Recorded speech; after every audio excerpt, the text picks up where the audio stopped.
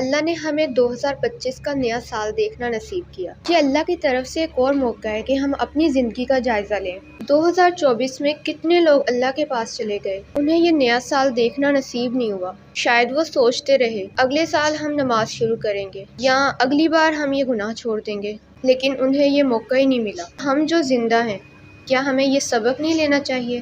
جوانی کی عبادت اللہ کو سب سے زیادہ پسند ہے، اور یہ نیا سال ایک نئی شروعات کا موقع ہے، ایک نئی ابتدا کا موقع ہے۔ آج 1 جنوری ہے، نئے سال کا پہلا دن۔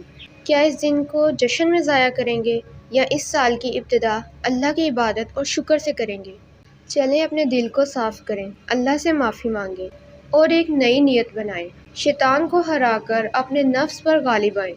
اپنے ارادوں کو مضبوط کریں کہ اس سال ہم نماز شروع کریں گے، گناہ چھوڑیں گے اور اللہ کی رضا تلاش کریں گے۔ 2025 کو عبادت اور توبہ کا سال بنائیں۔